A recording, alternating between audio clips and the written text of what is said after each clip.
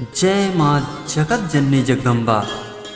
श्री दुर्गा सप्तशती पाठ के 8वें अध्याय का हिंदी रूपांतरण आप सभी के समक्ष मैं प्रस्तुत कर रहा हूँ, जो इस प्रकार है। ऋषि बोले, जब चंड और मुंड महाअसुरों का देवी ने बहुत सी सेना सहित संहार कर दिया, तो असुरेश्वर प्रतापी शुंभ ने अत्यंत क्रोध से अपनी संपूर्ण सेना को संग्राम के लिए कुछ करने का आदेश दिया और बोला, आज 86 उदयुद्ध असुर सेनापति और 84 कम्बु असुर सेनापति अपनी अपनी सेना को लेकर संग्राम को जावें।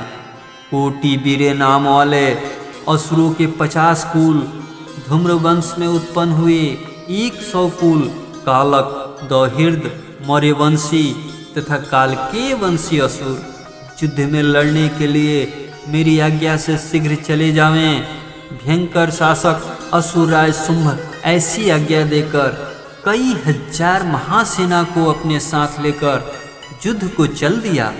उसकी भयानक सेना को चांडिका देवी ने अपनी ओर आते देख धनुष की टंकार से पृथ्वी और आकाश को गूंजा दिया। हे नृप, तदंतर सिंह ने भी भयंकर गर्जना की और चांडिका ने अपना घंटा बजाकर दूना शब्द कर दिया।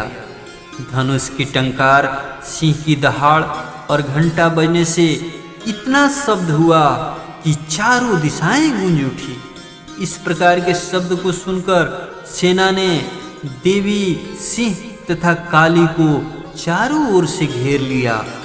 हे नृप, इसी समय दैत्यों के संहार करने तथा देवताओं के कष्ट निवारण के लिए ब्रह्मा, शंकर, स्वामी कार्तिकेय, विष्णु तथा इंद्रादिक देवताओं के शरीर से शक्तियाँ उत्पन्न होकर उन्हीं के समान रूप, बल, पराक्रम, आभूषण और वाहन से युक्त होकर चांडिका देवी के समीप शीघ्र ही असुरों से युद्ध करने के लिए आई।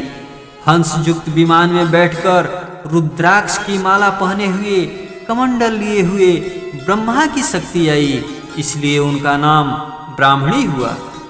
शिव जी की शक्ति वृषभ पर सवार होकर त्रिशूल को हाथ में लिए महानाग का कंगन और चंद्र रेखा से सुशोभित हो वहां आई। स्वामी कार्तिकेय की शक्ति कौमारी अंबिका देवी उन्हीं के समान स्वरूप धारण करके मोर पर बैठकर शक्ति लिए असुरों से युद्ध करने को वहां आई। भगवान विष्णु की शक्ति गरुड़ पर बैठकर शंख, चक्र, गदा, शांग, धनुष और खड़ग को हाथ में लिए हुए वहां आई। यज्ञ बराह की शक्ति बराही सुंदर शरीर को धारण किए हुए वहां आई। नृसिंह भगवान की नरसिंही शक्ति उनके समान शरीर धारण किए हुए वहां आई, जिनकी गर्दन के केस हिलने से आकाश के संपूर्ण तारागण हिलने लगते थे। वज्र को लिए सहस्त्र नेत्रों वाली इंद्र की ऐन्द्रिय शक्ति इरावत हाथी पर सवार होकर युद्ध में आई। फिर देव शक्तियों सहित चंडिका देवी से महादेव जी ने कहा कि मेरी प्रसन्नता के लिए तुम इन असुरों का विनाश करो। तत्पश्चात देवी के शरीर से अत्यंत उग्र स्वरूप धारण किए हुए चंडिका शक्ति प्रकट हुई, जिनकी चिक्कार सैकड़ों गिद्धों के समान थी। उस अपराजिता देवी ने धूम्रवर्ण जटा वाले शंकर जी से कहा, हे भगवान, आप मेरे दूत बनकर अत्यंत गर्वीले शुंभ, निशुंभ तथा अन्य असुर जो युद्ध करने के लिए वहां उपस्थित हैं, उनसे जाकर कहिए कि हे असुरों, यदि तुम जीवित रहना चाहते हो तो पाताल लोक चले जाओ। त्रैलोक्य का राज्य इंद्र को दे दो और देवगणों को यज्ञ भाग का उपभोग करने दो। और अगर अपने बल के घमंड से युद्ध करना ही चाहते हो तो मेरे आगे आ जाओ। मेरी जोगनियां तुम्हारे शरीर का रक्त पान करके तृप्त होगी। भगवती को अपना दूत बनाकर भेजा था, इस कारण देवी का इस संसार में शिव दूती नाम प्रसिद्ध हुआ। भगवान शंकर द्वारा देवी की बातों को सुनकर वे असुर अत्यंत क्रोधित हुए और जहाँ कात्यायनी देवी थी उनके पास गए और क्रोध में आकर देवी के ऊपर बाण, शक्ति तथा रिष्टि आदि की वर्षा की। असुरों द्वारा चलाए गए बाण, शूल, शक्ति और फरसा को देवी ने अपने बाणों से खंड खंड कर दिया और वह काली देवी शत्रु को अपने त्रिशूल से विदीर्ण करते हुए तथा खटवांग से कुचलने लगी। ब्रह्माणी देवी जहाँ जाती वहाँ अपने कमंडल से उन असुरों पर जल छिड़क कर उनके बल, वीर, पराक्रम को नष्ट कर देती थी। इस भांति महेश्वरी देवी ने अत्यंत क्रोधित हो त्रिशूल से, वैष्णवी देवी ने चक्र से और कौमारी देवी ने शक्ति से शत्रु का विनाश कर दिया। ऐन्द्री देवी के वज्र प्रहार से सैकड़ों दैत्य कट कट कर पृथ्वी पर गिर पड़े तथा उनके शरीर से रक्त बहने लगे। वराही देवी ने अपने तुंड प्रहार से ही कुछ असुरों को नष्ट कर दिया, कुछ असुरों के वक्षस्थल को अपनी डाढ़ों के अग्रभाग से फाड़ दिया और कुछ को चक्र से काटकर पृथ्वी पर गिरा दिया। नरसिंही देवी अपने नखों से असुरों को फाड़ फाड़ कर चबाते हुए संपूर्ण दिशाओं को अपने घोर शब्द से परिपूर्ण करते हुए रणभूमि में विचरने लगी।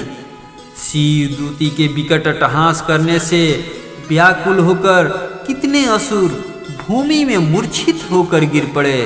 गिरते ही देवी ने उनको अपना ग्रास बना लिया।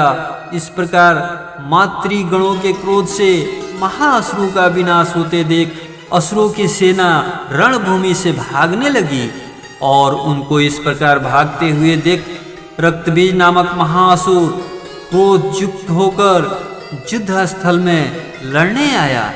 इस असुर के शरीर से रक्त की बूंद पृथ्वी पर पड़ते ही उसी के समान बलवान एक दूसरा महादैत्य पृथ्वी पर उत्पन्न हो जाता था।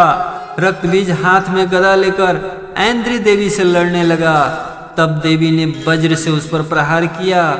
तदंतर वज्र प्रहार के लगते ही शरीर से बहुत सा रक्त गिरा और उससे जितनी रक्त की बूंदें पृथ्वी पर गिरी उतनी ही संख्या में उसी के समान स्वरूप और पराक्रम वाले वीर असुर उत्पन्न हो गए। वहां संपूर्ण दैत्य तीक्ष्ण शस्त्रों की वर्षा कर मातृगणों के साथ घोर युद्ध करने लगे। फिर देवी ने वज्र प्रहार से उसका सिर काट दिया और उससे जो रक्त बहा उससे हजारों रक्त बीज दैत्य उत्पन्न हो गए। तब वैष्णवी देवी ने चक्र मारा और ऐन्द्री ने गदा मारा। वैष्णवी के चक्र से कटने पर उसके शरीर से जो रक्त बिंदु गिरे उससे हजारों असुर उत्पन्न हो गए जिनसे संपूर्ण विश्व व्याप्त हो गया। कौमारी ने शक्ति से, वराही ने खड़ग से और महेश्वरी ने त्रिशूल से उन सबको मारा। उस महाअसुर रक्तबीज ने क्रोध युक्त होकर समस्त मातृशक्तियों पर गदा से पृथक पृथक प्रहार किया। तब शक्ति और त्रिशूल आदि के प्रहार से उसके शरीर से जो रक्त की धारा पृथ्वी पर गिरी उसे सैकड़ों असुर उत्पन्न हुए। इस प्रकार उस असुर के रक्त से उत्पन्न हुए असुरों से संपूर्ण विश्व व्याप्त हो गया। तो देवताओं को भय हुआ। देवताओं को दुखी देख चंडिका काली देवी से बोली, हे चामुंडे, तुम अपना मुंह बड़ा करो और मेरे शस्त्र के प्रहार से मारे गए असुरों के शरीर से गिरे हुए रक्त से उत्पन्न महाअसुरों को आप भक्षण करो। इस प्रकार युद्ध में रक्त से उत्पन्न असुरों का भक्षण करती हुई भ्रमण करोगी तो उस असुर का संपूर्ण रक्त नष्ट हो जाएगा और इस प्रकार आप उन असुरों का भक्षण कर लोगी तो अन्य नए असुर उत्पन्न नहीं हो सकेंगे। इस तरह काली देवी को समझाकर देवी ने रक्तबीज पर त्रिशूल से प्रहार किया और तत्काल रक्तबीज के रक्त को काली ने अपने मुख से पी लिया। उस समय चंडिका पर रक्तबीज ने गदा से प्रहार किया, परंतु